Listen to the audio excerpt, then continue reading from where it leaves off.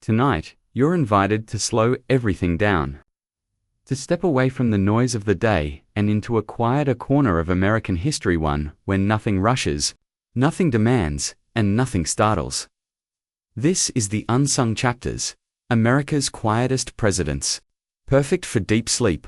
A calm journey through forgotten presidencies, gentle leadership, and years that passed without headlines or drama, told slowly, deliberately, and with rest in mind as you listen. There's no need to remember names or dates. Let the rhythm of history carry you forward, allowing your thoughts to soften and your breathing to settle naturally. If you find these quiet stories helpful for sleep, consider subscribing, so peaceful nights like this are always waiting for you. And if you'd like, leave a comment sharing where you're listening from tonight. It's comforting to know this calm moment is shared across different places, all winding down together. Now, get comfortable. Lower the volume just enough, and let America's quietest chapters guide you gently into deep, restful sleep. Good night. Before the stories begin, before names and years slowly drift into view, this moment is simply an invitation to rest, to settle, and to let the day loosen its grip. Nothing here asks for urgency. Nothing demands attention. This is a calm threshold between wakefulness and sleep, where history itself becomes quiet enough to listen without effort. Tonight, American history is not a parade of conflicts or declarations. It is not a contest of power or personality.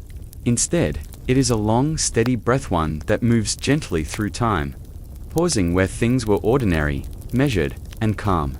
This story is designed to accompany you as your thoughts slow, your shoulders soften, and your mind begins to drift.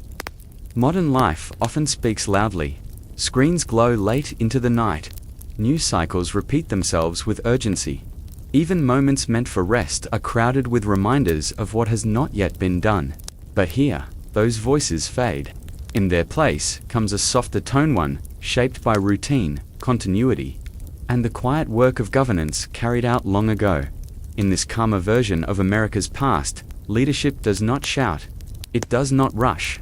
It moves carefully, sometimes almost unnoticed, like a clock ticking in a distant room.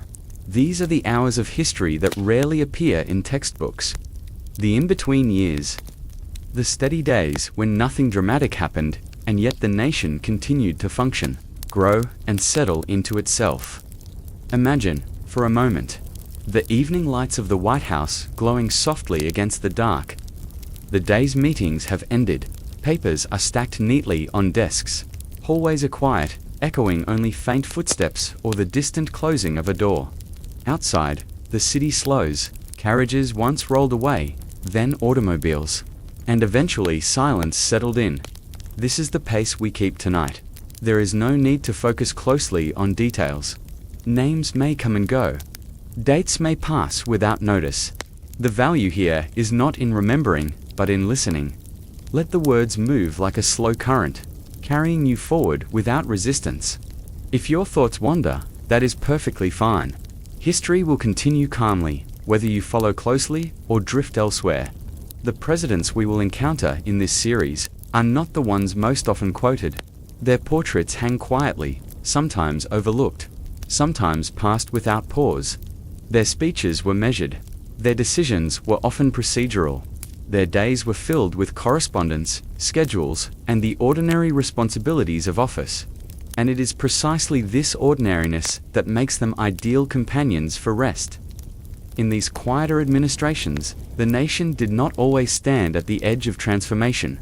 Instead, it moved through seasons of maintenance, adjusting policies, enforcing laws, responding carefully rather than dramatically. It was governance as routine, leadership as stewardship, a style that does not demand attention, but offers stability. As you listen, you may notice how soothing it feels to step away from grand narratives. There are no battles being relived here, no urgent moral lessons being pressed upon you. Just the steady unfolding of time, marked by decisions that were small in the moment, and often forgotten soon after. This is the pregame only in the gentlest sense, not a build-up of excitement, but a gradual unwinding. Like preparing a room for sleep, this chapter dims the lights of history. It clears the mental space. It slows the pace so that what follows feels unhurried and safe. Picture a late evening in the 19th century. Gas lamps flicker along quiet streets. A president, largely unknown to future generations, sits at a desk reviewing documents by lamplight. There is no crowd outside, no speech to deliver, just the steady work of administration, performed carefully.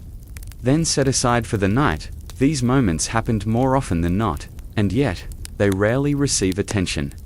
Tonight, we give them time. As the story unfolds, leadership becomes something restful rather than demanding. Authority feels less like command and more like presence.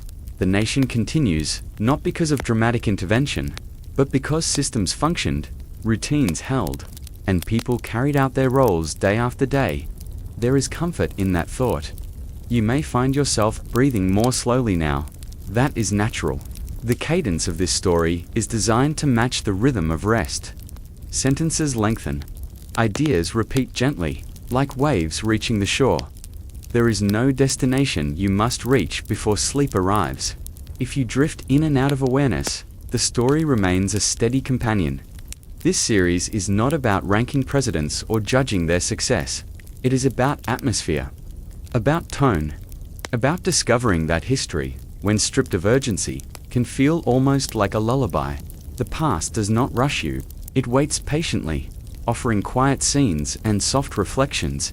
The quieter chapters of American leadership remind us that not every moment must be monumental to be meaningful. Sometimes, continuity itself is the achievement. Sometimes, the absence of crisis is the story. And sometimes, those are the stories best suited for Night. As we move forward, you will hear about administrations that blended into the background of larger narratives, leaders who governed between louder eras, years that passed without redefining the nation, yet allowed it to rest, to recover, and to prepare for whatever came next.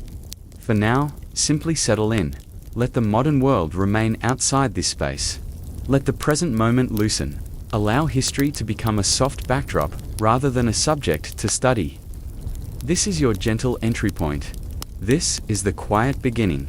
And from here, the story slows even further, inviting you, unhurried and unburdened, into deep and restful sleep. There are long stretches in American history when the presidency did not feel loud. No banners filled the streets.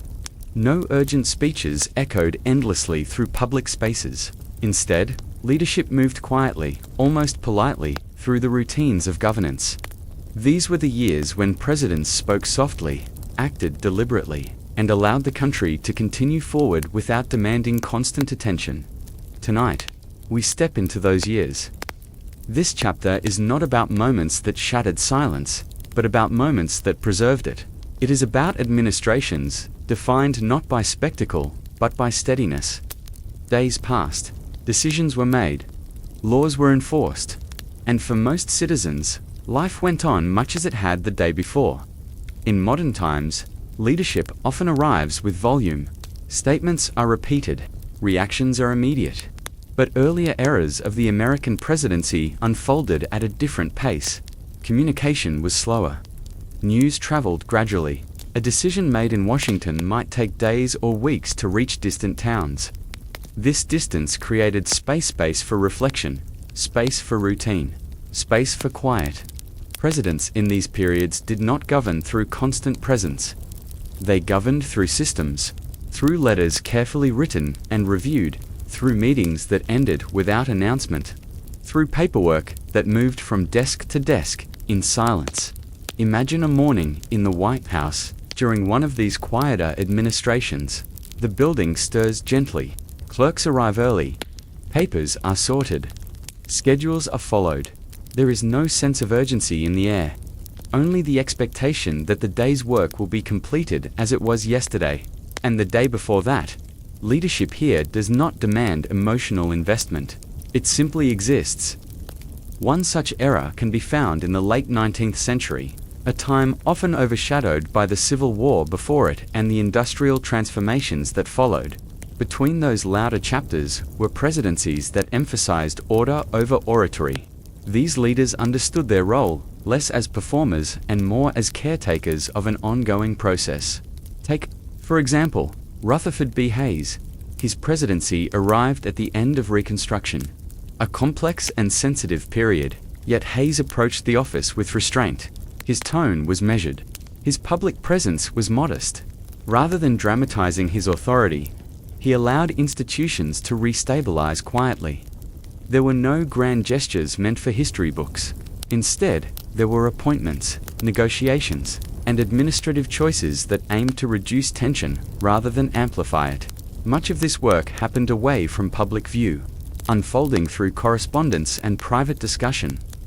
For many Americans at the time, these years felt uneventful, and that was precisely the point. Another example of whispered leadership appears in the presidency of Benjamin Harrison. Though his administration oversaw significant legislation, Harrison himself remained a reserved figure. He was not known for commanding speeches or theatrical presence. He preferred detail over drama, structure over sensation. Under his leadership, Congress passed laws that shaped economic and administrative life, yet Harrison himself rarely became the focus. The machinery of government moved forward, humming quietly in the background. While the nation's attention drifted elsewhere, this kind of leadership can feel almost invisible in hindsight. Without conflict or crisis to anchor memory, these years fade easily. But invisibility does not mean insignificance. In many ways, quiet governance allowed the country to breathe. When leadership whispers, the nation listens less intensely, but lives more comfortably. Consider the daily rhythm of governance during these times. Mornings were filled with briefings and letters. Afternoons with meetings that ended without reporters waiting outside. Evenings brought reflection, reading, or simple rest. Decisions were often incremental, addressing practical needs rather than grand visions. The language used by presidents in these eras mirrored this calm. Speeches were formal, restrained, and infrequent. Words were chosen carefully, not to excite, but to clarify. Silence was not feared. It was accepted as part of the office. This stands in contrast to eras when leadership sought to inspire through emotion. Here, reassurance came from predictability, from knowing that tomorrow would resemble today, and that today had passed without disruption. Another quietly spoken presidency belonged to Grover Cleveland. Known for his reserved demeanor, Cleveland approached leadership with a belief in limited intervention. His style emphasized restraint, often vetoing legislation he believed exceeded the government's role. Whether one agreed with his decisions or not, his approach was undeniably subdued. He did not seek constant approval. He did not dramatize disagreement. Instead, he allowed his actions to speak softly, often long after the moment had passed. For listeners tonight, this style of leadership offers something deeply soothing. There is no emotional demand placed upon you, no urgency to follow along closely. You can simply let the narrative flow, knowing that nothing sudden will interrupt. The forgotten days of these presidencies are especially restful to consider. Days when nothing remarkable happened, when no laws were signed, when no speeches were delivered, when the nation simply existed within a stable framework. These days made up the majority of presidential time, yet they rarely earn mention. Picture a late afternoon with sunlight filtering through tall windows. Papers rest untouched for a moment. The building is quiet. Outside, the city continues at its own pace. Inside, leadership waits, attentive but unhurried. This is the sound of governance whispering. It is easy to overlook the value of such moments. History often favors excitement, conflict, and transformation. But for those living through these quieter years, the absence of disruption was a gift. Stability allowed families to plan, businesses to operate, and communities to settle into daily life without fear of sudden change. In these eras, leadership did not intrude into every conversation. It remained present but distant, firm but calm. The president was not a constant companion in public life, but a steady figure working behind the scenes. As you listen now, you may notice how easily the mind drifts in this environment. There is nothing to anticipate, nothing to brace for. The narrative moves gently, repeating themes of routine and continuity. This is intentional. History, when told this way, becomes a place of rest rather than instruction. It does not ask you to analyze or judge. It simply invites you to observe quietly, or not at all. The whispering presidencies remind us that leadership does not always need to announce itself to be effective. Sometimes the most lasting influence comes from consistency, the quiet maintenance of systems that allow life to proceed without interruption. As this chapter continues, let the idea of whispered leadership settle in your thoughts. Imagine a nation guided not by spectacle, but by steady hands. Imagine days that passed without headlines, evenings that ended without alarm. These are the rhythms we follow tonight, and as the story moves forward, softer still, you are welcome to move with it or drift gently away into rest, knowing that history, for now, has nothing urgent to say. There are moments in history that feel like pauses, not endings, and not beginnings, but long breaths taken between louder events. Franklin Pierce's presidency exists in one of those spaces, a quiet stretch of time resting between the growing tension of a divided nation and the upheaval that would soon follow. Tonight, we move slowly through that pause, not to analyze it sharply, but to let it remain soft and reflective. Pierce entered the presidency in the early 1850s, a period when the United States was still holding itself together through compromise, habit, and hope that difficult questions could remain unanswered a little while longer. To many Americans at the time, daily life continued without interruption. Farms were worked, shops opened and closed, letters traveled slowly across the country, and in Washington, governance carried on with a sense of routine that felt almost reassuring. Franklin Pierce was not a president who filled rooms with commanding presence. His voice was measured, his manner reserved. He did not seek to dominate the national imagination, and in many ways, he seemed content to let the office remain quieter than it had been before, or would soon become. This makes his presidency uniquely suited to reflection. Pierce believed deeply in unity and restraint. He hoped that careful adherence to law and compromise could preserve harmony between states with increasingly different visions of the future. Rather than pushing bold new directions, he aimed to maintain balance. His approach favored continuity over confrontation, patience over force, in the evenings. One might imagine the White House during Pierce's years settling into stillness early. Lamps lit softly.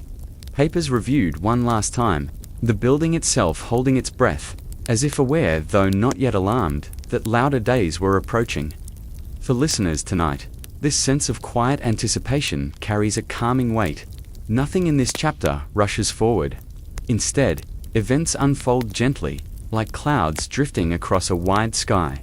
Pierce's presidency does not demand judgment here. It simply exists, suspended in time. Much of Franklin Pierce's life before the presidency shaped this reserved approach.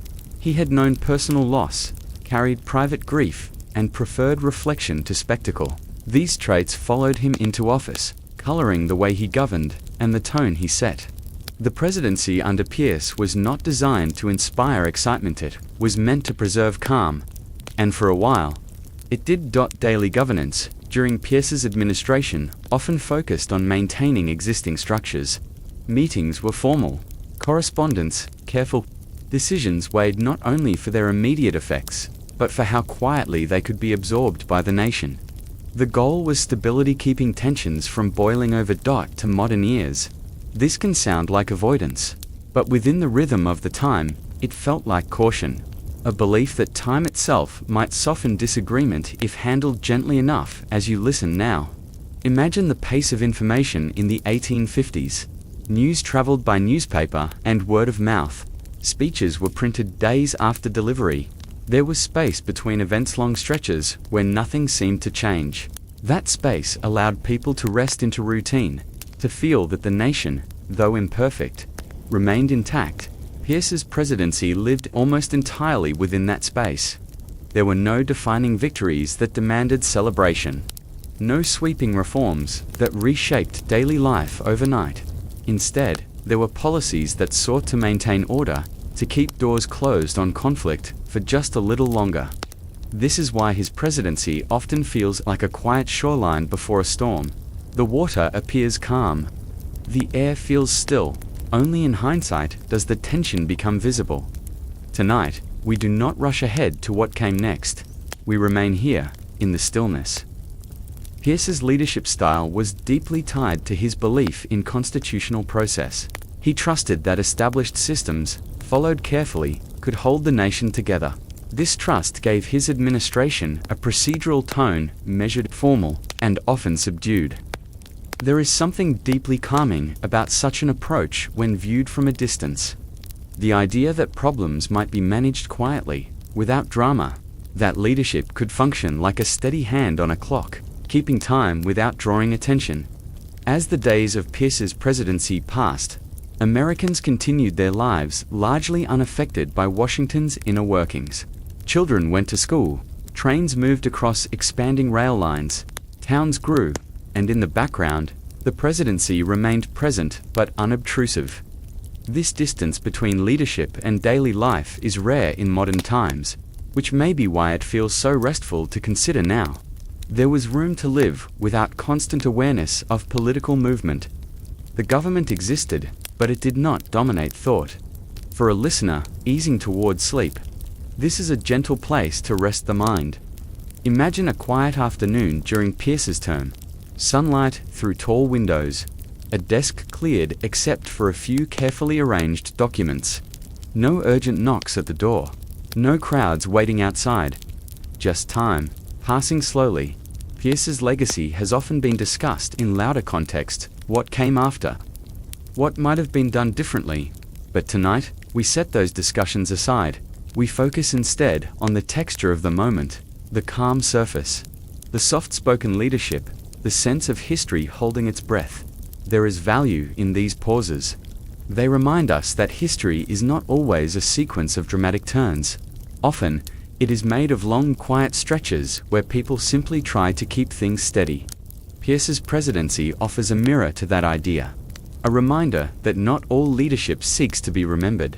Some leadership aims only to maintain, to preserve, to delay disruption for as long as possible. As you listen, you may feel the gentle weight of inevitability without urgency. The future has not arrived yet. The storm is not here. There is only the present moment, unfolding slowly. Without demand, this is the calm before transformation, not loud, not tense, but subdued and contemplative. And as your thoughts begin to wander, as your breathing deepens, this chapter remains with you not as a lesson, but as an atmosphere. A quiet room in history where nothing asks to be resolved tonight. Franklin Pierce's presidency lingers there, on the edge of memory, offering not excitement, but stillness. You are welcome to stay with it for as long as you like, or to drift gently beyond it, into sleep, knowing that for now, history itself is resting. When most people imagine the White House, they picture moments of intensity, press conferences, historic speeches, decisive announcements that ripple outward across the nation. Yet for much of its existence, the White House has been something far quieter. More often than not, it has functioned as a place of routine, a building defined less by drama and more by schedules, paperwork, habits, and repetition. Tonight, we step gently into that quieter reality. The White House, as a working residence, awakens each day not with urgency, but with order. Long before cameras or crowds, the building has always belonged to routine. Clerks arrive. Doors open. Papers are sorted. The machinery of governance begins to move, slowly and predictably, just as it did the day before. In these rhythms, there is something deeply soothing. For much of American history, presidential life unfolded far from public view. Even during times of national tension, most days inside the White House were not filled with spectacle. They were filled with reading, writing, listening, and waiting. Governance, in its truest form, was administrative, steady, procedural, and often unremarkable. Imagine an ordinary morning inside the White House. Sunlight filters through tall windows. The air is quiet. A desk holds neatly stacked correspondence. The president reviews documents one by one, making notes in the margins, pausing occasionally to reflect before moving on. There is no audience for this moment. No applause. No urgency. This is how much of leadership actually happened. Schedules guided the day. Meetings occurred at set times. Advisors came and went. Discussions unfolded calmly, often without raised voices or lasting consequence. Decisions were made not in sweeping gestures, but in small adjustment signatures placed carefully at the bottom of a page. Approvals given with a nod. These habits created continuity. They allowed the nation to function without interruption. For listeners tonight, this idea of routine offers a sense of stability. There is comfort in knowing that governance did not always feel overwhelming, even to those at its center. Much of the presidency consisted of managing details, maintaining systems, and ensuring that processes continued smoothly. The repetition itself became reassuring. Paperwork played a central role in this quiet life. Letters from citizens, reports from departments, requests from lawmakers, all arriving steadily, day after day. Each piece of paper carried its own small weight, but none demanded immediate spectacle. They were read, considered, and addressed in due time. In the evenings, the pace slowed further. Lamps were lit. Conversations softened. The building settled into stillness once more. The president's role shifted from decision-maker to caretaker, holding the responsibilities of the office gently. Without urgency, this rhythm repeated itself endlessly across administrations. Presidents came and went, but the routines remained remarkably consistent. Desks changed. Portraits shifted, but the daily structure endured. This continuity is one of the least discussed yet most important aspects of American leadership. It is also one of the most calming to consider. When history focuses only on major events, it can feel overwhelming. But when we step back and look at the quiet days, the days when nothing extraordinary happened, we find a different kind of story. One that moves slowly, predictably, and without tension. These were the days when governance simply worked. There were mornings when the most pressing task was reviewing a report. Afternoons spent listening to advisors explain issues in measured tones, evenings dedicated to reading or reflection. These moments did not make headlines, yet they made up the majority of presidential life. In many administrations, entire weeks passed without anything memorable occurring, and that was often a sign of success. Routine allowed the country to breathe. Citizens lived their lives, largely unaffected by the inner workings of the White House. The government existed as a background presence, distant and steady. For someone easing into sleep, this background presence is ideal. It does not ask for attention. It does not interrupt. It simply continues. Imagine the soundscape of the White House during these quieter periods. The soft rustle of paper, footsteps echoing faintly down a hallway, a clock ticking steadily in a distant room. These sounds form a gentle pattern, one that invites relaxation rather than alertness. There is no urgency here, no sudden change. Even decision-making itself often followed habitual paths. Issues were reviewed, precedents considered, outcomes chosen carefully to align with existing practice. Innovation, when it occurred, was incremental rather than disruptive. This methodical approach gave leadership a calming quality. It reminded the nation that not every problem required immediate resolution, and not every decision needed to be dramatic. As the years passed, this routine became almost invisible. Yet invisibility does not diminish importance. The quiet work of governance, maintaining records, enforcing laws, managing departments, kept the nation functioning through periods of growth and change. These routines formed the backbone of stability. For presidents, who served during less turbulent times, routine defined their legacy more than any single action. Their days blended together, marked not by turning points, but by continuity. This is why so many presidencies feel forgotten. Without dramatic events to anchor memory, they dissolve into the background of history. But for our purposes tonight, that background is exactly where rest lives. The White House, as a place of routine, offers a powerful reminder. Leadership does not always require intensity. Sometimes, it requires patience, repetition, and trust in process. As you listen now, allow your thoughts to mirror that repetition. Let them slow. Let them drift. There is no need to follow each detail closely. The story will continue whether you listen actively or not. Picture another quiet day ending. Papers are set aside. Lights are dimmed. The building settles once more into silence. Outside, the city moves toward night. Inside, routine has done its work. This is the unseen side of history. The side that rarely asks for attention, yet holds everything together. And as this chapter gently comes to rest, you are invited to do the same, knowing that much like the White House on an ordinary evening, nothing more is required of you now. History can wait. Routine continues, and sleep arrives softly. Without announcement, there are leaders whose names echo loudly through history, carried forward by dramatic events and sweeping change. And then there are other quieter figures whose presence is felt not through disruption, but through continuity. Millard Fillmore belongs firmly to the second group. His presidency does not rush toward the listener. It does not demand attention. Instead, it offers something softer and rarer, the comfort of modesty. Tonight, we rest within that comfort. Fillmore's time in office unfolded during a period when the nation was learning how to hold itself together amid growing differences. Yet his approach to leadership was not to redefine the presidency, but to steady it. He believed in order, process, and the calm application of responsibility. These qualities shaped a presidency that moved forward without spectacle, leaving behind a sense of quiet balance rather than bold transformation. For a listener easing into sleep, this is a welcoming place to pause. Millard Fillmore did not come to the presidency through a wave of popular excitement. He arrived quietly, stepping into the role with an understanding of its weight and its limits. His demeanor reflected that awareness. He spoke carefully, he acted deliberately, and he rarely sought to place himself at the center of national attention. This restraint gave his leadership a gentle tone in Fillmore's White House. Days unfolded predictably.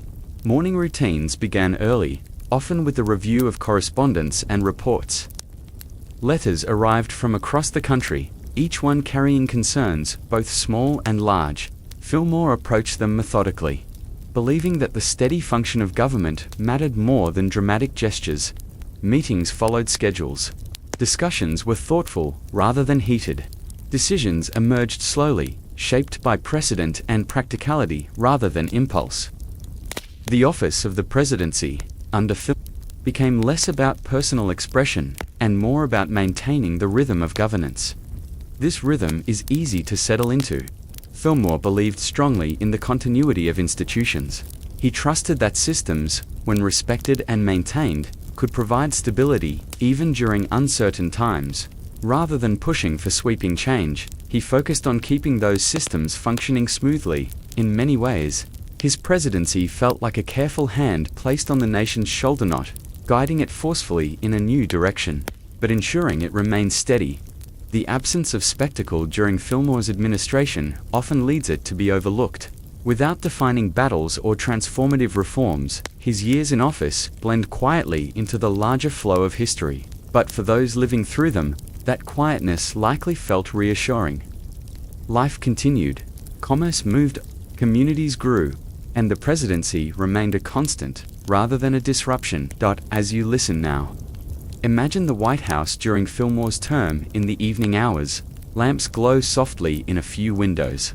Papers rest neatly on desks, reviewed and set aside. The building feels calm, settled, almost domestic in its stillness.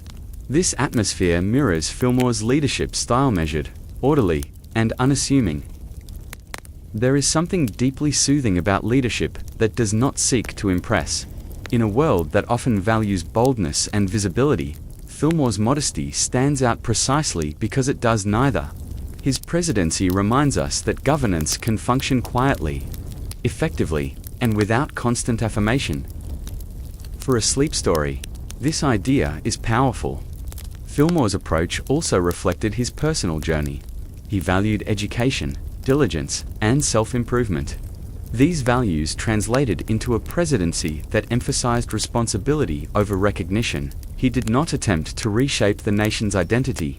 Instead, he worked within its existing framework, reinforcing what was already in place. This commitment to continuity allowed the country to experience a period of relative calm.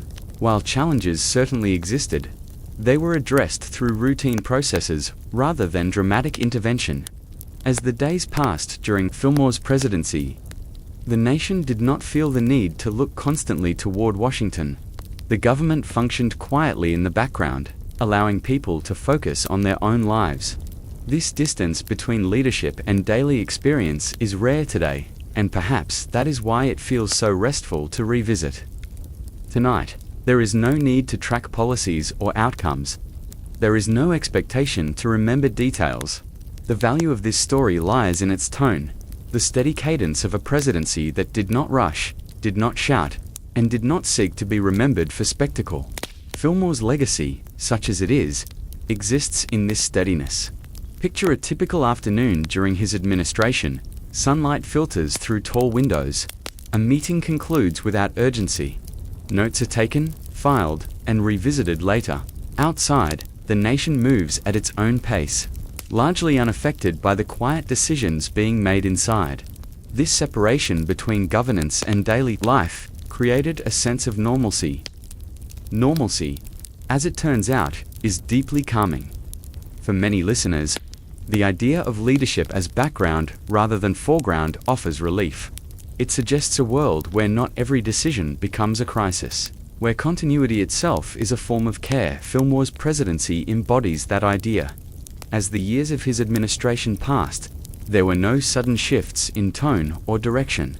The rhythm remained consistent. This consistency allowed the nation to rest within its own routines. Just as we invite you to rest now, let your thoughts move slowly alongside this story. There is nothing you need to anticipate. No turning point approaching. Just the gentle passage of time, marked by modest leadership and quiet responsibility. Even as history moved forward beyond Fillmore's term, his presidency remained a calm interval, reminder that not all leadership is meant to transform. Some leadership exists simply to preserve balance until the next chapter arrives, and that too has valued us. As this chapter settles, imagine the close of another ordinary day. Papers are set aside. The building grows quiet. Leadership pauses, not because it has ended, but because rest is part of continuity. Millard Fillmore's presidency offers us this quiet lesson, that modesty can be stabilizing, and that calm service can be enough. You are welcome to hold on to that thought, or to let it drift gently away as sleep draws nearer, carrying with it the soft assurance that, for now, nothing more is required.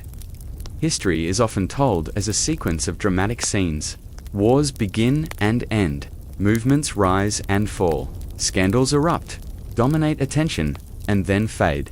These moments become markers, dividing time into chapters that feel loud, emotional, and urgent. But between those chapters lie much longer stretches that are rarely named or remembered. These are the forgotten years, the quiet intervals when the nation exhaled, recovered, and simply continued. Tonight, we rest within those years. These are the periods that exist between headlines. The seasons of administrative calm that followed conflict and preceded transformation. Years when the country was not redefining itself, but maintaining itself. When leadership focused less on reacting and more on managing. When the machinery of government worked steadily, without attracting attention, for a listener seeking rest. These forgotten years offer a gentle landscape. After wars ended, there were often long pauses before the next defining event arrived. During these pauses, soldiers returned home. Families resumed ordinary routines. Towns rebuilt slowly. The national mood softened, while history books often leap from one major event to the next. Real life unfolded in these in-between spaces, and it unfolded quietly. Government during these times was rarely dramatic. Policies were adjusted. Budgets were balanced. Departments focused on maintenance rather than expansion. The presidency, in particular, often faded into the background, allowing daily life to regain its rhythm. This administrative calm created a kind of national breathing room. Imagine a year with no crisis dominating the newspapers. Speeches are few. Announcements are routine.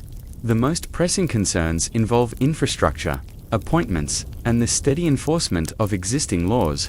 These years rarely leave strong impressions, yet they form the foundation upon which more memorable moments stand. In these stretches, Americans lived their lives with less interruption from national events. Farmers followed the seasons. Businesses opened and closed on predictable schedules. Children grew older without being marked by a defining historical moment. The nation, collectively, rested. These years were not empty.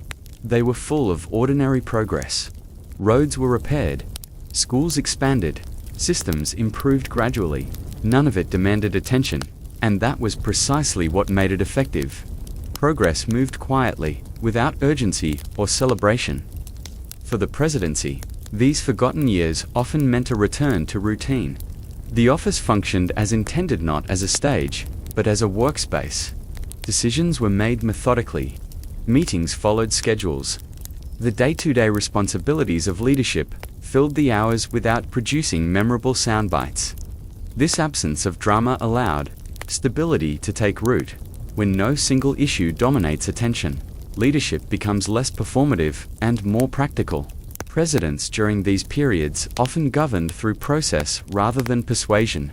They relied on institutions to carry out their roles. Trusting continuity over charisma. From a distance, these presidencies can feel invisible, but invisibility is not failure. In many cases, it is a sign that systems were working well enough not to require intervention. Tonight, we honor those stretches of time not by analyzing them, but by allowing them to remain calm. Think of the years after a major war, when the nation slowly returned to normal. Parades faded. Memorials settled into place. The urgency that once filled public life softened. The government shifted from mobilization to maintenance. These transitions were rarely dramatic, yet they were essential. The same is true after scandals. Once investigations ended and attention moved on, governance returned to quieter patterns. Trust was rebuilt slowly. Policies were refined. The presidency resumed its role as a steady presence rather than a focal point. These recoveries did not happen overnight. They unfolded over years that felt uneventful, precisely because they were healing. For a sleep story, these forgotten years are especially comforting. There is no rising tension, no approaching climax, just time passing gently, marked by continuity and routine. As you listen now, you may notice how easily the mind relaxes when nothing urgent is approaching. There is no need to anticipate change, no need to prepare for conflict. The story moves forward slowly. Without demand, these are the years when the nation took a breath.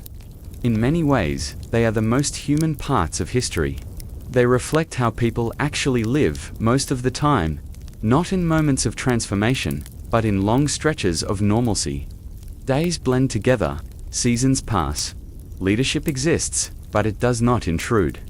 The presidency during these times often reflected this mood.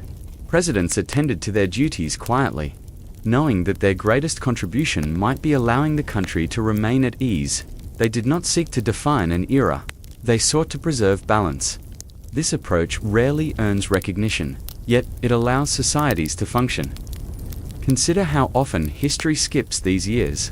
Textbooks jump from one famous moment to another, compressing decades of calm into a sentence or two, but those decades mattered.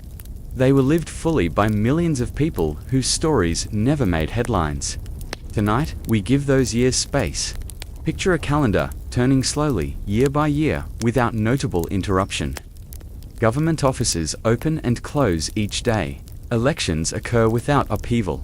Laws are enforced consistently. The nation feels stable, enough not to notice itself changing. This stability creates a sense of safety. For listeners drifting toward sleep, safety is essential, and history, when told through these forgotten years, becomes a source of reassurance rather than stimulation. There is no pressure here to remember specifics. Names and dates are less important than atmosphere. The atmosphere of calm administration, of leadership that functions quietly, of a nation existing comfortably within its routines. These years remind us that not all progress is dramatic. Much of it happens slowly, almost imperceptibly, through maintenance rather than innovation. As the story continues, allow your thoughts to follow that same pattern. There is no need to hold on to each idea. Let them come and go, like years passing without incident. The forgotten years between famous moments are not empty gaps. They are pauses. And pauses, as we know, are where rest happens. As this chapter gently settles, imagine the nation at ease. No alarms sounding. No calls for attention. Just the quiet assurance that systems are in place and life continues. You may choose to remain here, drifting through these calm years, or you may let them fade softly into sleep, knowing that history, for now, is content to whisper rather than shout. There are moments in history when great noise is expected, but instead, a hush settles in. The end of Reconstruction was one of those moments. After years of conflict, upheaval, and national tension, many anticipated a dramatic conclusion, an era closing with speeches, declarations, or confrontation. What arrived instead was something far quieter. Under the presidency of Rutherford B. Hayes, Reconstruction did not end with a roar. It ended with restraint, compromise, and decisions made carefully behind closed doors. Tonight, we move gently through that quiet conclusion. The years following the Civil War were some of the most complex in American history. The nation was rebuilding not only its physical infrastructure, but its sense of identity. Questions lingered everywhere about governance, rights, authority, and the future direction of the country. For more than a decade, Reconstruction policies shaped daily life, particularly in the southern states, where federal presence and oversight remained strong. By the time Hayes assumed the presidency in 1877, the country was weary. Many Americans longed for normalcy. The constant strain of political conflict had taken its toll, and there was a growing desire across regions for stability and calm. Hayes entered office with a temperament well suited to that moment. He was not a theatrical leader. He did not seek confrontation. His approach was measured, thoughtful, and restrained. Rather than inflaming divisions, he aimed to ease them, believing that quiet compromise could help the nation move forward. This belief shaped the end of Reconstruction. The transition was not marked by a single announcement or dramatic shift. Instead, it unfolded gradually, through decisions that emphasized reconciliation over enforcement. Federal troops were withdrawn from southern statehouses. Responsibility for governance shifted back to local authorities. The federal government stepped away, not abruptly, but deliberately. These actions were deeply consequential, yet they occurred with remarkably little fanfare. For listeners tonight, this quietness is important. It reminds us that history does not always turn on loud moments. Sometimes it turns on subtle choices made in pursuit of calm. Hayes believed that continued confrontation would only deepen divisions. He hoped that by reducing federal involvement, tensions might soften over time. His approach was rooted in a desire for unity, belief that the country needed space to heal, even if that healing was imperfect. The tone of his presidency reflected this philosophy. Hayes spoke carefully, often emphasizing moderation and fairness. He avoided inflammatory language. He trusted that patience and restraint could succeed where force had exhausted itself. This style of leadership gave his administration a subdued quality. Daily life in Washington during Hayes's presidency reflected that restraint. Meetings were orderly. Correspondence was deliberate. Decisions were weighed for their long-term impact rather than immediate effect. There was little appetite for dramatic gestures. The goal was steadiness. As Reconstruction quietly receded, the nation entered a new phase, one not defined by resolution, but by transition. The questions that Reconstruction raised were not fully answered, but they were set aside, allowing the country to move forward without constant confrontation. This setting aside was not the same as forgetting. It was, rather, a collective pause. From a distance, this pause can feel unresolved, but for those living at the time, it likely felt like relief. The intensity of the previous years had been exhausting. A quieter national atmosphere offered comfort, even if it carried uncertainty. Hayes's role in this transition was not dramatic, but it was pivotal. He did not seek to define the era with bold statements. Instead, he allowed it to close gently, trusting that time and routine might do what conflict could not. This trust in quiet process is what makes his presidency particularly soothing to reflect upon. As you listen now, imagine the atmosphere of those years. The nation was not celebrating, but it was no longer bracing for upheaval. Daily life resumed its rhythms. Government returned to routine.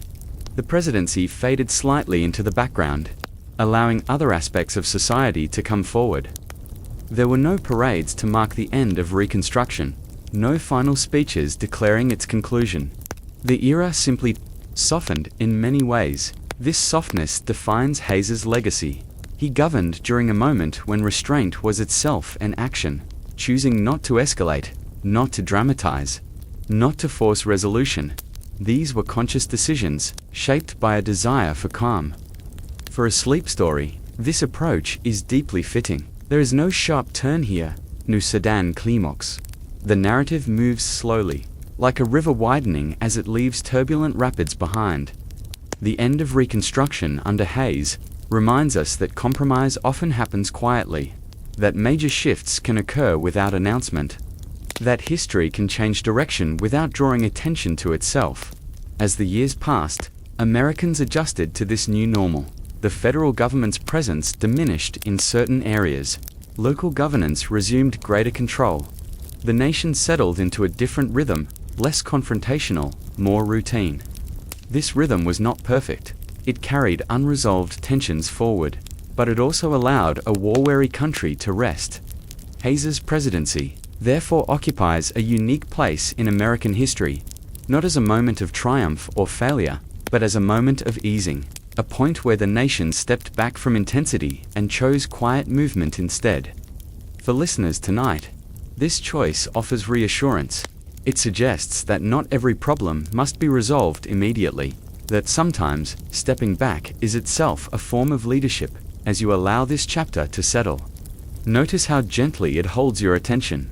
There is no demand to judge or analyze. The story does not push toward resolution. It simply observes a transition unfolding with care. Imagine the close of a day during Hayes's administration. The work is done. Papers are set aside. The weight of the era feels lighter, not because it has disappeared, but because it is no longer pressing forward. This is the quiet end of Reconstruction, not a conclusion marked by certainty, but one shaped by restraint. And as your thoughts begin to slow, as the details soften and blur, you are welcome to let this moment fade into rest. History, for now, is content to move quietly, and so are you. History often remembers leaders by the moments when they stood at the center of attention, when crowds gathered, speeches echoed, and words were repeated for generations. Yet much of American governance unfolded far from that spotlight. Many presidents led without commanding public fascination, shaping the country not through memorable phrases, but through incremental policy, routine administration, and steady presence. Tonight, we explore those quieter paths of leadership. To govern without a spotlight is to accept a different role. It means understanding that leadership does not always require visibility. Some presidents approached the office with the belief that their work would be most effective if it blended into the background of national life. Their success was measured not by applause, but by continuity. These presidents did not seek to be remembered for how they spoke. They focused instead on how the system functioned. In eras without constant media coverage, it was easier for leadership to remain subtle. Newspapers arrived once a day. Radio had not yet filled every room. Speeches were printed, not replayed endlessly. This allowed presidents to govern with less pressure to perform. They could work quietly, knowing that the nation did not expect constant engagement. The result was a form of leadership that felt almost invisible. Consider the presidency of William Howard Taft. Taft did not enjoy public speaking, nor did he seek emotional connection with large audiences. He preferred the mechanics of law and administration. His leadership style was deliberate, procedural, and often understated. Taft believed that governance was not meant to inspire. It was meant to function. Under his administration, policies were implemented steadily, often without fanfare. Decisions were made through careful legal reasoning rather than persuasive rhetoric. For many Americans, Taft's presidency passed quietly. without defining moments that demanded attention. And yet, the government continued to operate smoothly. Another example of governing without spectacle can be found in Calvin Coolidge. Known for his reserved demeanor and minimal use of words, Coolidge embodied restraint. He did not fill the air with commentary. He believed that silence, when appropriate, was a form of respect for the office. And for the public, Coolidge trusted that stability itself could reassure the nation. His administration focused on maintaining economic order and allowing existing systems to run their course. There were no dramatic shifts in tone. The presidency became a steady presence rather than a constant voice. For many citizens, life continued with little awareness of daily presidential activity. This absence of noise allowed people to focus on their own routines. Governing without a spotlight often meant working through details rather than declarations. Policies were adjusted incrementally. Departments refined procedures. Budgets were balanced carefully. These actions rarely produced memorable moments, but they shaped the nation in lasting ways. Incremental policy does not announce itself. It accumulates slowly, like layers of sediment settling over time. Each change may seem insignificant on its own, but together they form a stable foundation. For presidents who favored this approach, success was quiet by design. Another quietly effective leader was Chester A. Arthur. Arthur entered office without great public expectation. His presidency unfolded without dramatic gestures, focusing instead on reforming administrative practices and restoring trust in government processes. Arthur's work did not rely on speeches to persuade, it relied on implementation. Much of what he accomplished occurred through careful attention to detail, permits, regulations, and oversight. These were not actions that captured imagination, but they improved how government functioned. Over time, their effects became part of the nation's routine. This is the essence of governing without a spotlight, allowing improvement to become normal. For listeners, tonight, this style of leadership offers something deeply calming. There is no rising tension in the narrative, no anticipation of a climactic moment.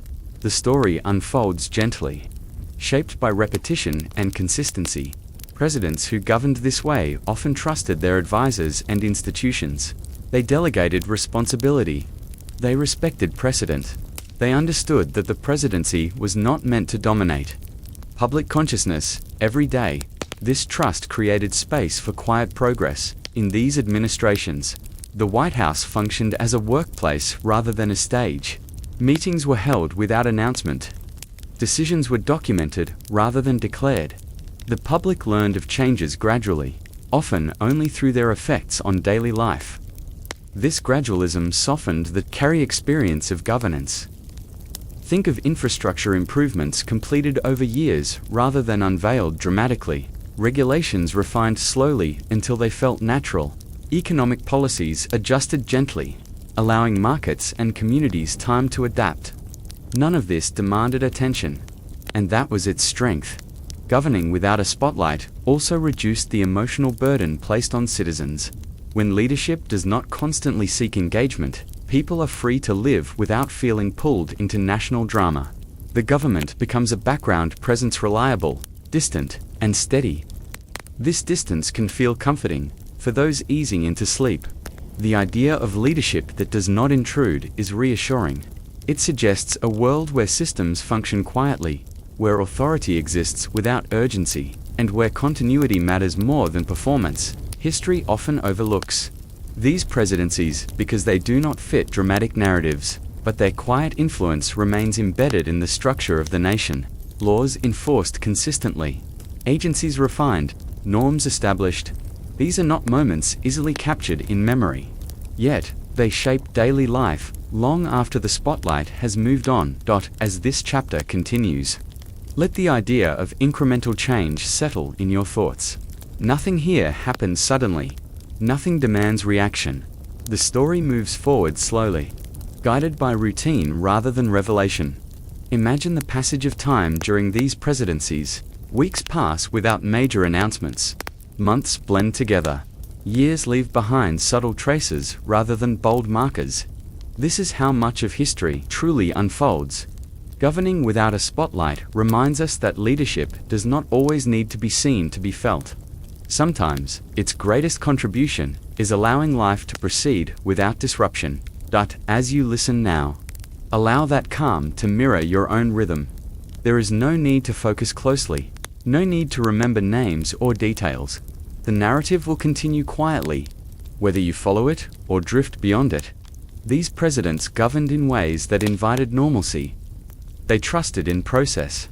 They believed that steadiness itself was a form of care.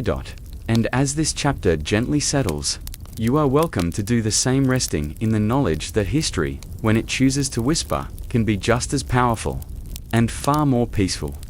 Some presidencies are remembered for a single defining moment: a war, a speech, a crisis that fixed them firmly in public memory. Others, like that of Benjamin Harrison, unfolded differently. His years in office were busy, productive, and filled with legislative activity. Yet, they passed quietly, leaving behind few vivid impressions. Tonight, we explore that gentle paradox: a presidency marked by action, but remembered in silence. Benjamin Harrison entered the White House at a time when the nation was expanding, organizing, and adjusting to rapid change. Industry was growing, cities were spreading outward, new states were joining the Union.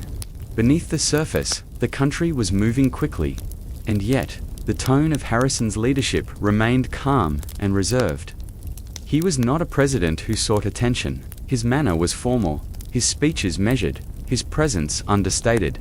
Rather than shaping public life through rhetoric, he worked through legislation, allowing laws to do the talking long after the moment had passed. This approach gave his presidency a quiet texture. During Harrison's term, Congress passed a remarkable number of laws, policies addressing trade, veterans benefits, land management, and administration moved steadily through the legislative process. Committees met, drafts were revised, votes were taken. One by one, laws were enacted not with fanfare, but with procedural care. For many Americans, these changes arrived gradually. They did not announce themselves loudly. Instead, they appeared as small adjustments to daily life, often noticed only in hindsight. This gradualism is deeply soothing to reflect upon. Harrison believed in the structure of government. He respected the role of Congress and allowed legislative processes to unfold without interference or spectacle. His presidency functioned less like a performance and more like a well-organized office, where work was completed methodically and without urgency. Even his relationship with Congress reflected this quiet efficiency. While debates certainly occurred, Harrison did not seek to dominate them. He allowed lawmakers to deliberate, trusting that the system, when followed carefully, would produce outcomes aligned with the nation's needs. This trust in process is what made his presidency both productive and forgettable. The absence of drama meant there were few moments for the public to latch onto. No sweeping speeches framed the laws being passed. No dramatic announcements accompanied their signing. Instead, legislation moved forward quietly, becoming part of the nation's framework without drawing attention to itself. For listeners tonight, this is a comforting rhythm. Imagine the White House during Harrison's presidency on an ordinary afternoon. Sunlight falls across a desk covered in documents. A law awaits signature. The president reviews it carefully, signs his name, and sets it aside. There is no crowd outside, no announcement prepared. The work is simply done. This scene repeated itself many times. Harrison's reserved nature contributed to the subdued tone of his administration. He valued privacy. He avoided excessive public engagement. This allowed the presidency to recede slightly, giving space for institutions to function independently. In a way, Harrison governed by letting go. This approach did not capture imagination, but it supported stability. Laws passed during his term continued to shape American life quietly, long after his presidency ended. Yet his name rarely surfaces in casual conversation. His work became part of the background. There is something reassuring about that. For a sleep story, the idea of laws passing silently is ideal. There is no sense of urgency. No tension builds. The narrative flows gently. Shaped by repetition and routine, Harrison's presidency reminds us that governance often occurs in silence, that progress does not always announce itself, that systems can improve without drawing attention. That's the months of his administration passed. The nation adjusted to changes almost without noticing. New regulations became normal, administrative structures settled into place. Life continued. This seamless integration of policy into daily experience is the hallmark of quiet leadership. Even moments that might have become dramatic were handled with restraint. Harrison's demeanor set the tone. He did not seek to dramatize success or conflict. He allowed outcomes to speak for themselves. From a distance, this makes his presidency difficult to summarize in a single phrase. There is no defining image, no iconic line. Just years of steady work, and that is precisely what makes it restful to consider as you listen now. There is no need to track each legislative detail. The specifics are less important than the pattern. Laws moving forward calmly, becoming part of the nation's structure without demanding attention. This pattern mirrors the slow settling of sleep. Thoughts pass quietly, moments blend together. Nothing insists on being remembered. Harrison's administration also highlights the partnership between the presidency and Congress during quieter eras. Leadership was shared. Authority was balanced. No single voice dominated. This balance created space for collaboration rather than confrontation. In many ways, Harrison's presidency represents the ideal of governance as maintenance rather than transformation. The goal was not to redefine the nation, but to organize it more effectively as it grew. As the years of his term drew to a close, there was little sense of finality, no grand conclusion. The presidency transitioned as smoothly as it had functioned. Harrison returned to private life without ceremony. His laws remained. For listeners tonight, this gentle ending is comforting. It suggests that leadership can come and go without disruption, leaving behind systems that continue quietly. As this chapter settles, allow its rhythm to slow your thoughts. There is nothing to anticipate, no moment of excitement ahead, just the soft passage of time and the quiet accumulation of change. Benjamin Harrison's presidency may have slipped softly into popular memory, but its calm productivity offers a perfect companion for rest. And as the laws passed silently then, so too may your thoughts pass now gently, without effort. And into sleep, there is a particular kind of comfort found in predictability. It is the comfort of knowing what comes next, of recognizing familiar patterns, of trusting that systems will behave as they did yesterday. In leadership, this predictability often goes unnoticed, but its absence is felt immediately. Tonight, we reflect on how stability, repetition, and procedural governance have quietly reassured a nation, and how that same steadiness can guide a listener gently towards sleep. Predictable leadership does not announce itself. It does not seek applause or recognition. Instead, it operates through routine, through calendars followed, procedures respected, and expectations met. It is leadership that feels less like direction and more like background support. Always present, rarely intrusive. For much of American history, this has been the dominant mode of governance. On ordinary days, the presidency has often been less about inspiration and more about maintenance. The same meetings occurred week after week. Reports arrived on schedule. Decisions followed established paths. This repetition created a rhythm, and within that rhythm, a sense of safety emerged. When leadership is predictable, citizens do not feel compelled to monitor it constantly. Life unfolds without interruption. People plan their days, their work, their futures with confidence that tomorrow will resemble today, closely enough to feel familiar. This familiarity is deeply calming. Procedural governance plays a central role in this comfort. Procedures exist to reduce uncertainty. They provide structure, outlining how decisions are made and how responsibilities are shared. When followed consistently, they remove the need for constant judgment or emotional engagement. The presidency, at its most predictable, becomes a role defined by process rather than personality. Many presidents understood this implicitly. They approached the office not as a platform for expression, but as a responsibility to uphold systems already in place. Their success lay in preserving continuity, ensuring that the machinery of government continued to operate smoothly. Without disruption, this approach rarely produces memorable moments. Instead, it produces long stretches of normalcy. Normalcy, though rarely celebrated, is essential.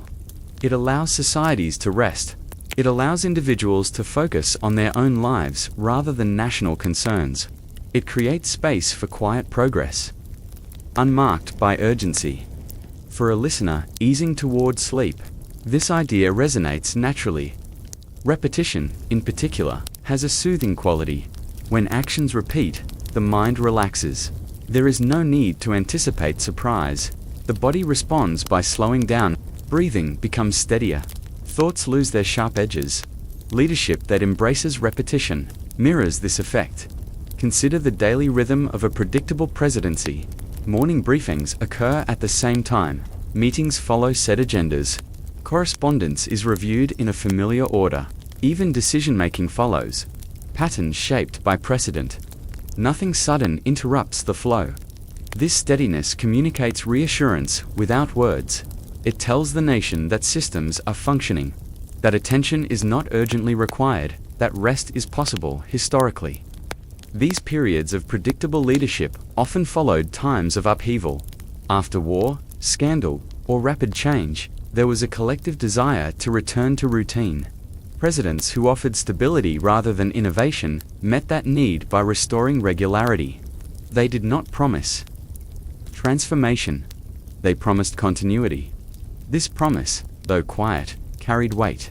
Predictable leadership also fosters trust. When actions align consistently with expectations, uncertainty diminishes. Citizens may not feel inspired, but they feel secure. They know how decisions will be made, even if they do not follow every detail. Security, like repetition, is calming. For the presidency, this meant resisting the temptation to act dramatically. It meant valuing procedure over impulse. It meant allowing institutions to do their work without constant intervention. Such leadership rarely dominates historical narratives. It blends into the background, becoming part of the environment rather than a focal point. But environments shape experience. A calm environment encourages calm thought. A predictable environment invites rest. As you listen now, you may notice how easily your thoughts settle into this reflection. There is no story arc to follow, no climax to anticipate. The ideas repeat gently, reinforcing one another without building tension. This is intentional. The comfort of predictable leadership lies in its lack of demand. It does not ask for emotional investment. It does not require vigilance. It allows attention to soften. In many ways, predictable governance resembles a steady clock always moving, rarely noticed. Its presence reassures precisely because it does not change abruptly. For a nation, this steadiness creates confidence. For a listener at night, it creates ease. Think of the years when the presidency felt distant, not absent, but unobtrusive. When government announcements did not dominate conversation. When daily life unfolded independently of national leadership. These years are often remembered vaguely, if at all, but they are remembered fondly when contrasted with more turbulent times. Predictability also reduces cognitive load. When outcomes are consistent, the mind does not need to evaluate constantly. It can rest within known patterns. This is why routines are so effective for sleep, and this is why predictable leadership feels reassuring. The presidency, at its calmest, functions like a routine itself. It appears each day, performs its role, and recedes. Its reliability becomes part of the nation's rhythm.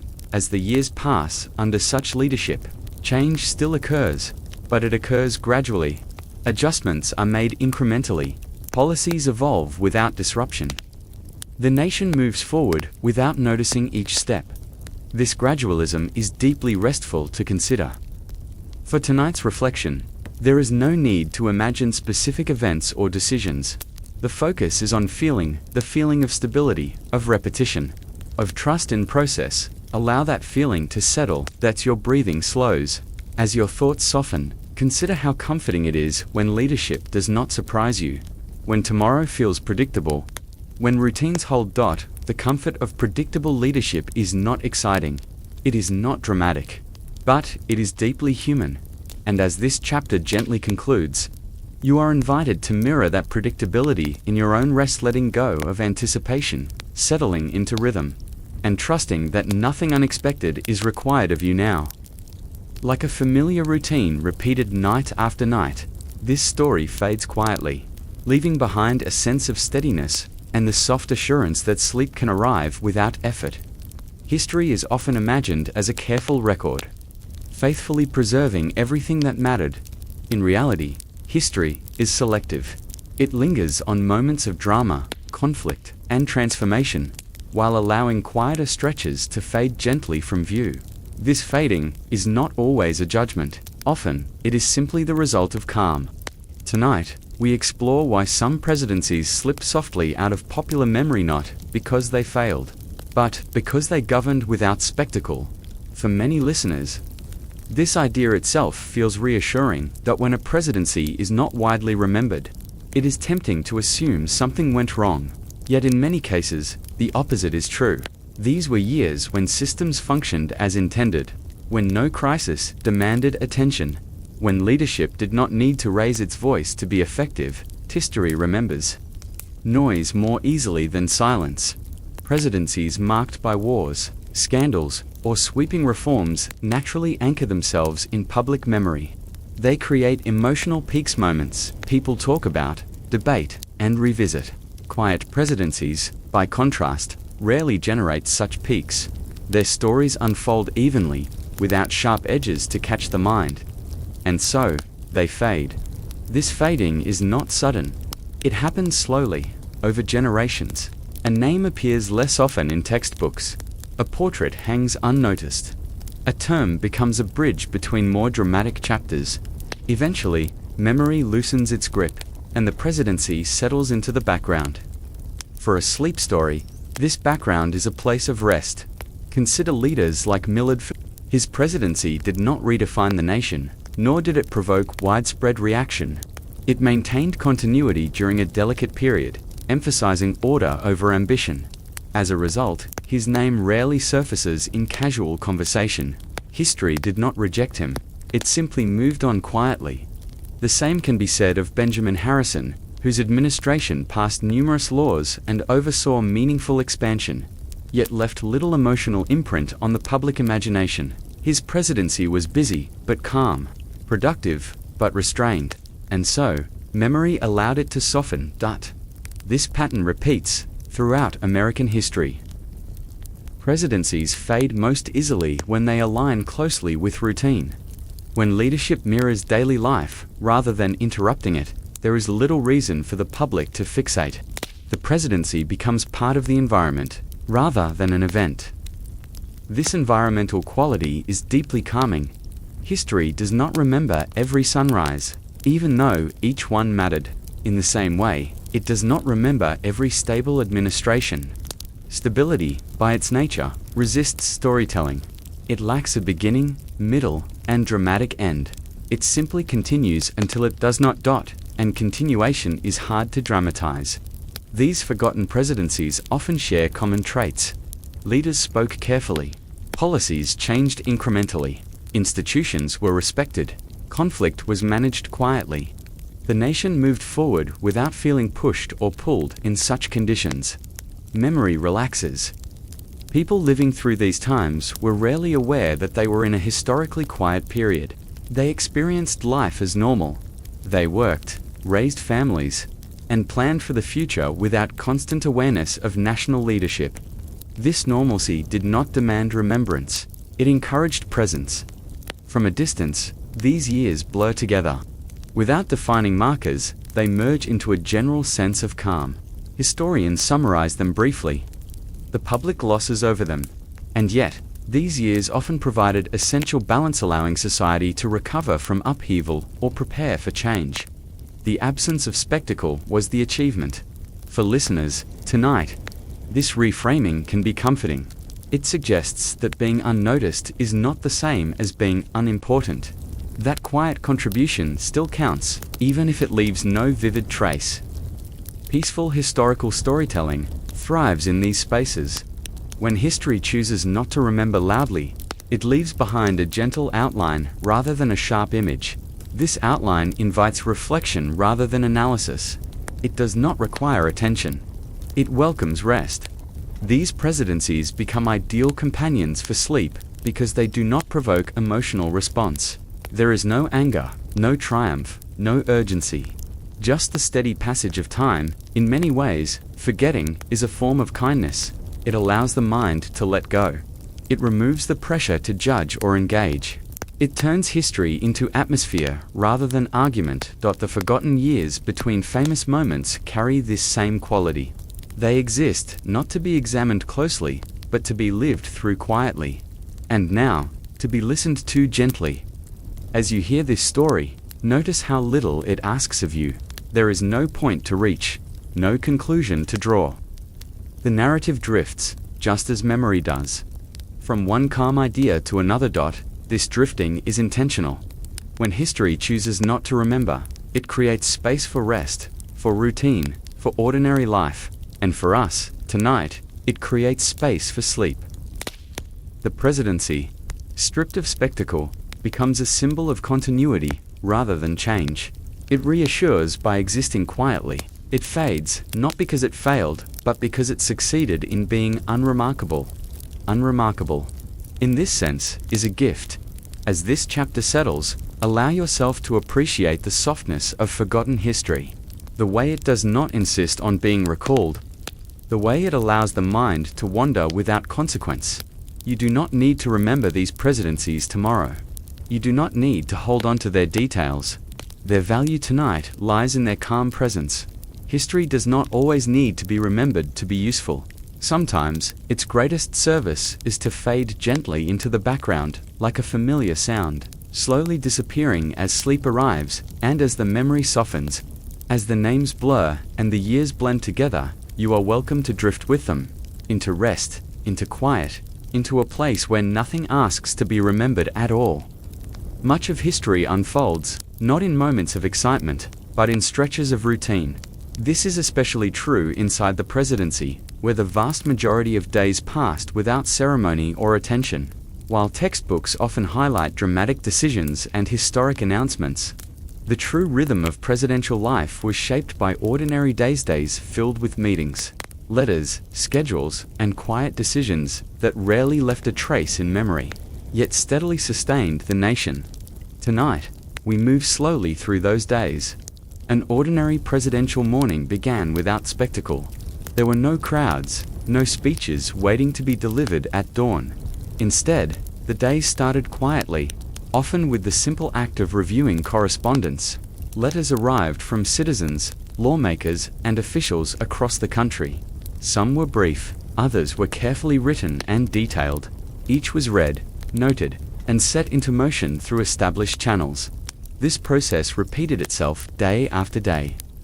Inside the White House, these routines created a dependable structure. Staff members followed familiar paths through hallways. Desks were arranged in consistent ways. Papers moved from one office to another with quiet efficiency.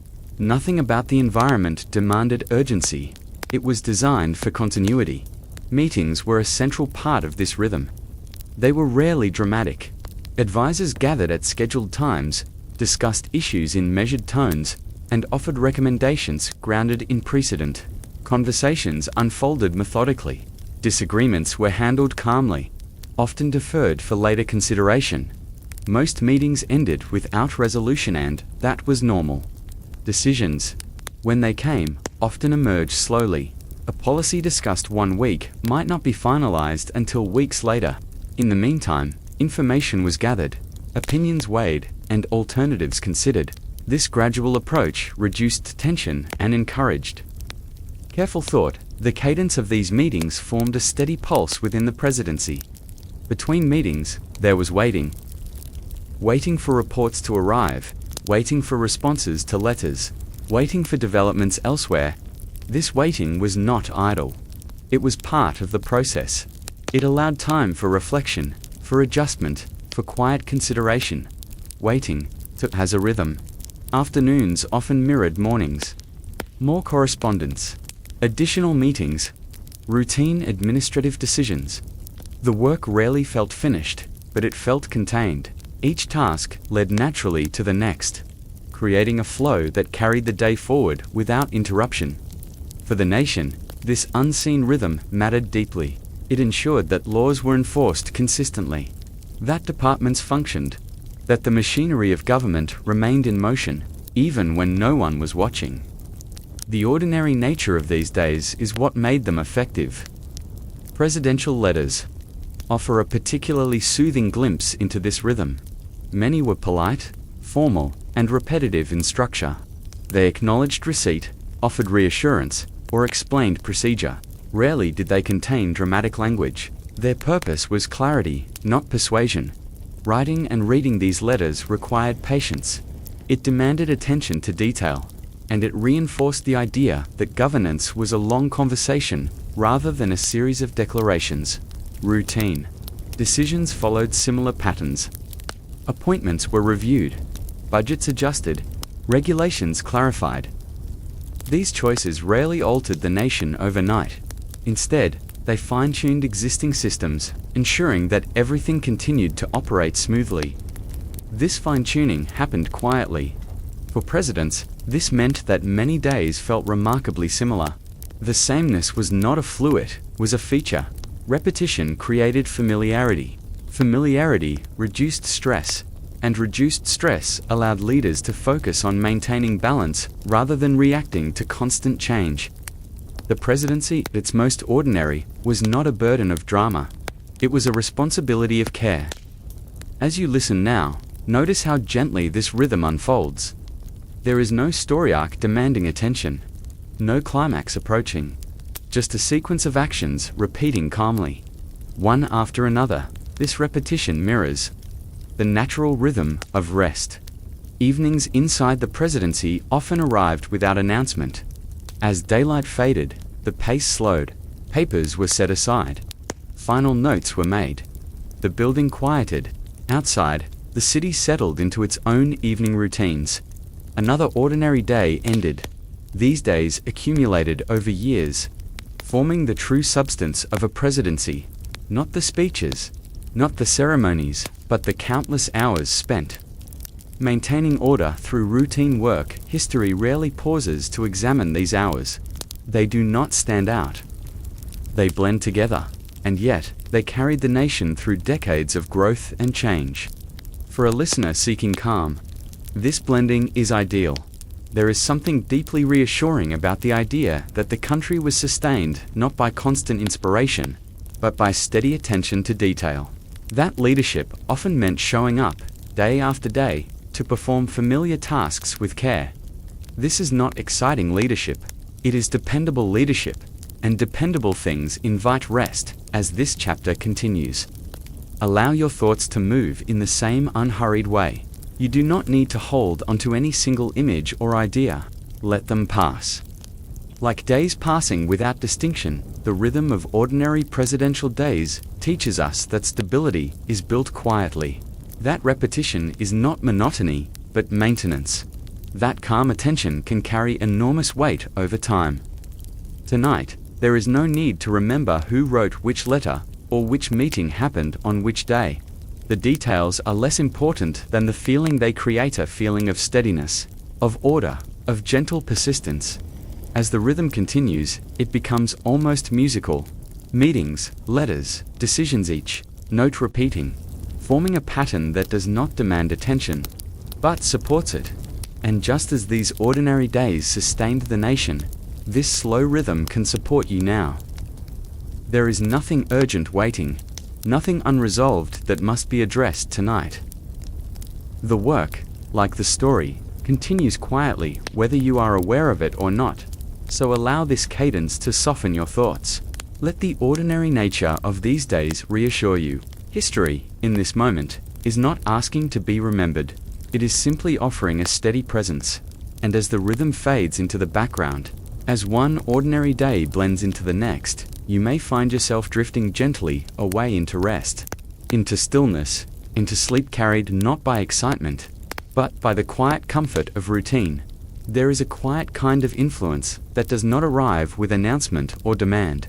It does not insist on being noticed, and it does not linger loudly in memory.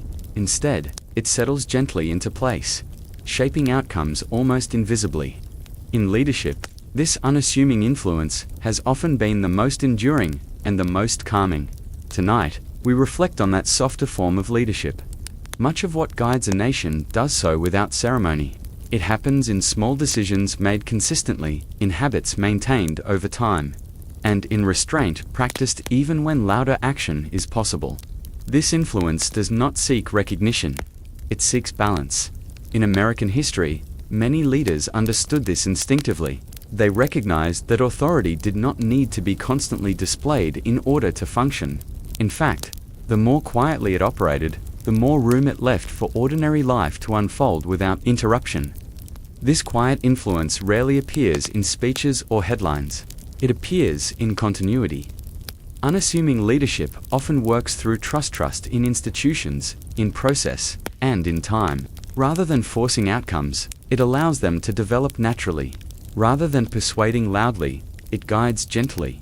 Its presence is felt not as pressure, but as reassurance. For a listener easing toward sleep, this idea feels especially comforting. Think of influence that works like gravity. It is always there, steady and reliable, requiring no attention to function. You do not notice it moment to moment, but without it, everything would drift apart. This is how subtle leadership often operates, holding things together quietly. Without spectacle.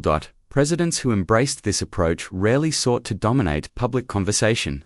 They did not feel compelled to respond immediately to every issue or comment. They trusted that measured action, taken at the right moment, would be more effective than constant visibility. This restraint gave their leadership a calming quality. In these administrations, influence flowed through systems rather than personalities. Laws were implemented consistently. Procedures were followed. Expectations were clear. Over time, this consistency shaped behavior across the nation, not through persuasion, but through reliability. People adjusted naturally. Subtle influence often leaves the softest impression because it does not overwhelm. It allows individuals and communities to adapt at their own pace. Change, when it comes, feels gradual rather than imposed. The mind accepts it more easily. This softness is why unassuming leadership can feel so restful to reflect upon. There is no tension here, no confrontation, no rising drama. The story unfolds evenly, shaped by repetition and patience. Leadership becomes part of the environment rather than the focus in many ways. This mirrors how we experience calm in our own lives. The most soothing elements, steady routines, familiar spaces, predictable rhythms, rarely call attention to themselves. They simply exist, supporting us quietly. Unassuming influence works the same way. Historically, these leaders often trusted that the nation did not need constant direction. They believed that once systems were in place, people could carry on without intervention. This belief allowed the presidency to step back slightly, creating space rather than filling it. That space mattered. It allowed citizens to live without feeling managed. It allowed communities to grow organically. It allowed the country to feel stable without feeling controlled. This balance is delicate, and when achieved, it rarely announces itself.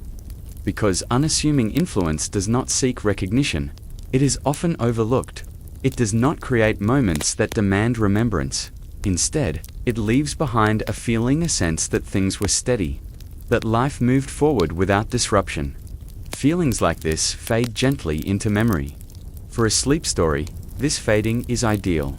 There is nothing to analyze closely, no conclusion to reach. Just a soft reflection on leadership that chose not to announce itself. Even when challenges arose, leaders practicing subtle influence often responded quietly. They adjusted policy, they consulted advisors, they waited when waiting seemed wiser than action. These responses rarely made headlines, yet they shaped outcomes nonetheless. Time did the rest. Unassuming leadership also respects the limits of authority. It acknowledges that not every problem can be solved immediately, and that some issues resolve themselves through patience and consistency. This humility contributes to its calming effect. There is no urgency in humility as you listen now. You may notice how this reflection does not pull your attention sharply. It does not ask you to remember names or events. It invites you instead to settle into an idea and atmosphere where leadership feels gentle rather than demanding. This atmosphere allows the mind to rest. The softest impressions often last the longest, precisely because they do not exhaust attention. They remain in the background, influencing thought without effort. Subtle leadership works the same way, guiding without pressure. Consider how rarely we remember the calmest days in our own lives. They blend together, forming a sense of stability rather than distinct memories. Yet these days are often the ones that sustained us. Unassuming leadership creates those kinds of days on a national scale. It does not interrupt. It supports. It maintains. As this chapter continues, allow your thoughts to follow that same path. There is no need to focus closely. Let the ideas pass gently, like clouds moving slowly across a wide sky. Nothing here needs resolution. The value of unassuming influence lies in its refusal to compete for attention. It trusts that effectiveness does not require applause. It believes that stability speaks for itself, and often it does. As history moves forward, these quiet influences remain embedded in systems, habits, and expectations. They shape behavior long after the leader has faded from view. Their presence is felt not as memory, but as normalcy. Normalcy is calm. Tonight, we are not trying to remember these influences in detail. We are simply acknowledging their existence and appreciating how peaceful they feel. As this reflection settles, you may find your breathing slowing, your thoughts drifting. The idea of leadership itself becoming less defined, less demanding. That is the gift of subtle influence. It does not ask to be held tightly. It allows you to let go, and as you let go of names, of events, of the need to follow the story, softens into atmosphere. A gentle reminder that not all power announces itself, and that the calmest impressions often linger the longest. You are welcome to rest there, in the quiet presence of influence that does not insist, in the soft space where nothing needs to be said, and sleep arrives without effort. There is a common belief that progress must always be loud to be real. That growth announces itself through celebration, conflict, or dramatic change. Yet much of America's movement forward happened quietly. During years when leadership was steady, administration was routine, and the nation advanced without drawing attention to itself. Tonight, we reflect on how the country continued to grow during these calmer presidencies, often without the population realizing just how smoothly things were unfolding. This kind of progress does not demand notice. It simply happens. During quieter administrations, the nation was not standing still. Rail lines extended gradually. Cities expanded block by block. Institutions matured. Laws were refined. Systems improved. None of this required spectacle. It required patience, coordination, and time. And time was given generously. In these years, the United States moved forward in small, consistent steps. There were no sudden leaps, but there was constant motion. Like a river flowing steadily beneath a calm surface, progress continued whether it was observed or not. For many Americans living through these periods, life felt ordinary. Workdays followed familiar routines. Communities grew slowly. Changes arrived gently, often blending so seamlessly into daily life that they felt natural rather than new. This is the hallmark of quiet progress. Government, during these administrations, focused on maintenance rather than reinvention. Infrastructure was supported. Bureaucratic systems were organized. Responsibilities were clarified. These efforts did not generate excitement, but they created conditions where growth could occur without disruption. Growth without disruption is easy to overlook. When the nation is not reacting to crisis, attention shifts inward to families, neighborhoods, and personal goals. Leadership recedes slightly, allowing citizens to live without constant awareness of national direction. And yet, beneath that calm surface, the country continues to organize itself for the future. This organizing happened slowly, Economic systems adjusted incrementally. Trade expanded through steady policy rather than dramatic agreements. Education systems grew more structured. Communication improved. None of these changes arrived all at once, and none demanded immediate attention. They simply accumulated. Quiet administrations often coincided with periods of population growth and territorial organization. New states joined the Union. Towns formed and matured. Governance adapted to accommodate these changes.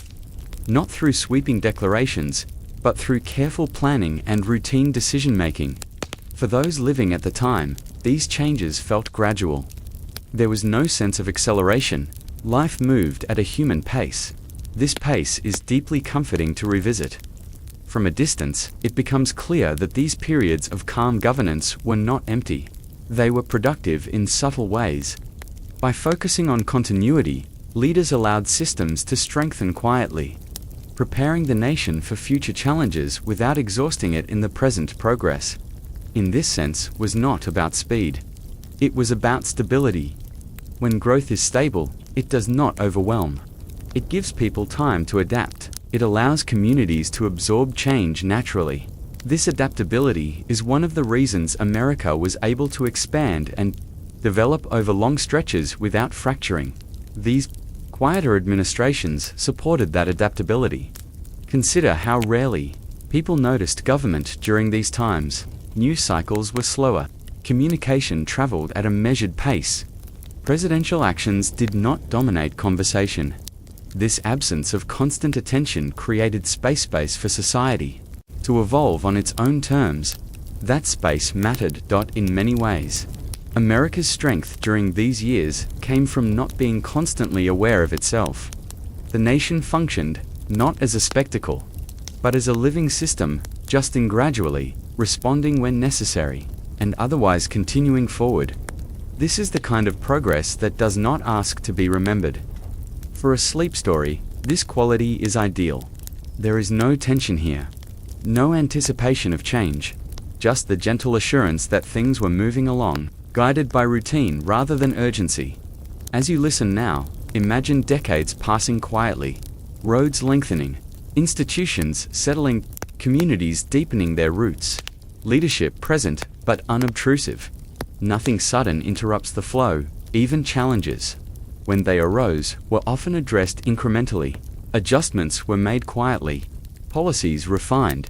Solutions tested over time. This approach reduced shock and allowed the nation to adapt without stress. This adaptability is easy to miss in dramatic narratives, but it is essential to lasting growth. America's forward movement during these periods did not rely on constant inspiration. It relied on maintenance, trust in process, and patience. Leaders understood that the nation did not always need direction, it sometimes needed time. Time to build, time to settle, time to grow without being watched. These quieter presidencies provided that time. As history moved on, louder eras followed. Wars, movements, and transformations eventually arrived, drawing attention back to leadership and change. But those moments were made possible by the groundwork laid. During calmer years, the smooth unfolding of progress does not compete for memory. It fades gently, becoming part of the background of national life. Tonight, we allow ourselves to notice it, not to analyze, but to appreciate its calm. You do not need to track specific achievements or the feeling is enough, a sense of forward motion without strain, of growth without urgency. As your thoughts slow, as the story continues softly, let that feeling settle. The nation moved forward without rushing, just as you are invited to do now. America's quiet progress reminds us that not all growth announces itself. Sometimes, the most meaningful movement happens when no one is watching. And as this chapter gently settles, you may find comfort in that idea, knowing that forward motion does not require effort tonight. Things can continue quietly, smoothly, almost unnoticed, as you drift toward rest, as this journey through America's quietest chapters reaches its gentle conclusion.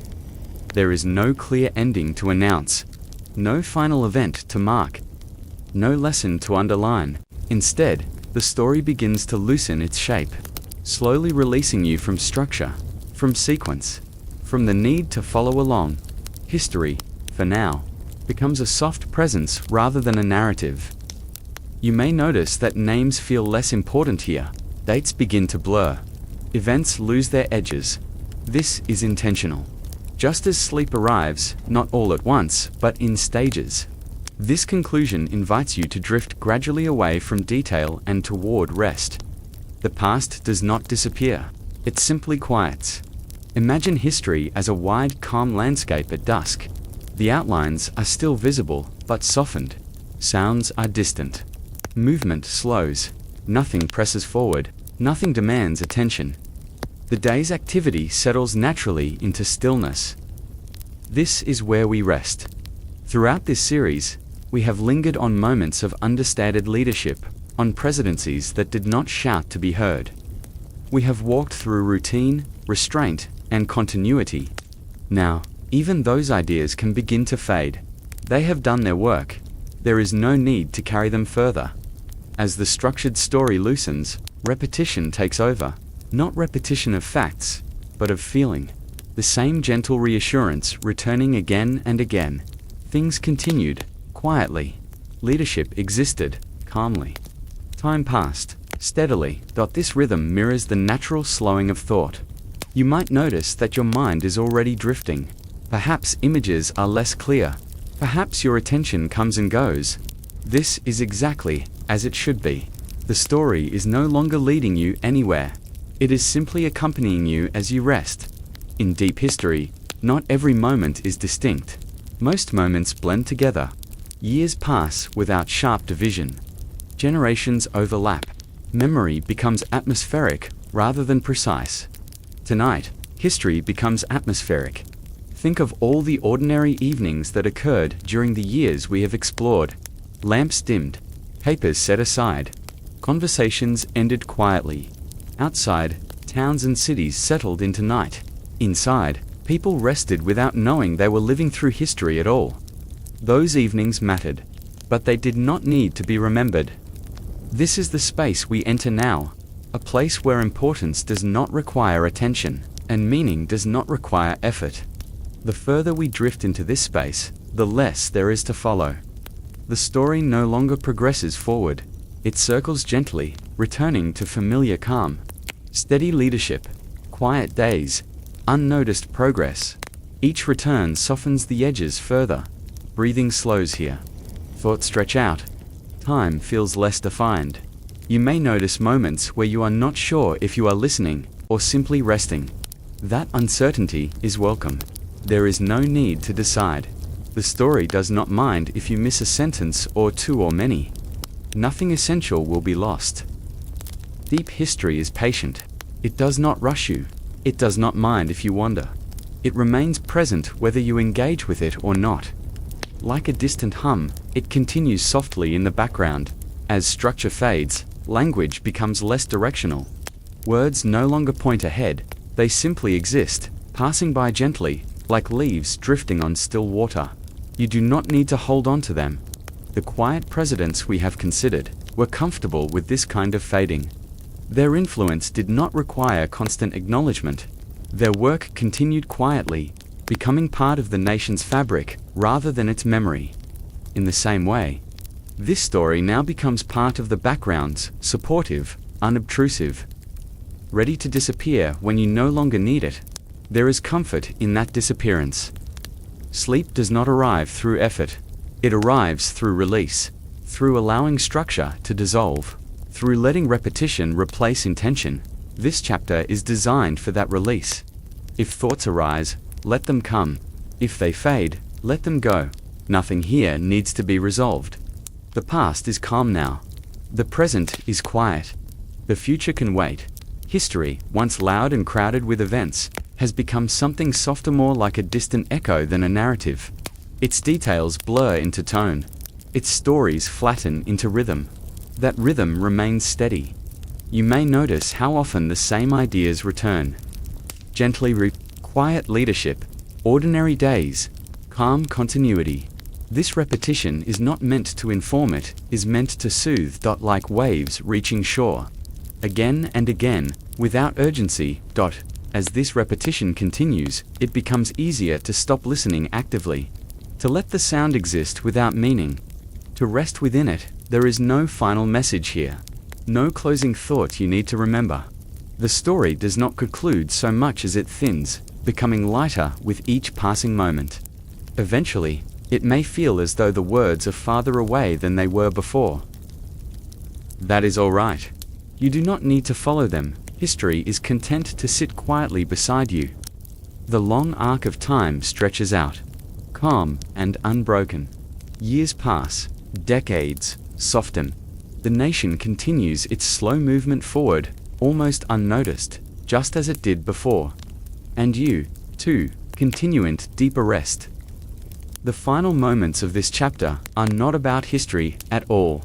They are about space, about stillness, about the absence of demand. Nothing needs to happen next. You may already be drifting. If not, there is no rush. The quiet will wait. Deep history does not end. It simply becomes indistinct, like a memory half remembered in a dream. And sleep, when it comes, does not interrupt it. It carries it gently along. So let the repetition continue without counting it. Let the calm remain without naming it. Let the story fade without finishing it. You are free now from structure, from narrative, from attention. History rests. The mind rests. And sleep arrives, softly, on its own time.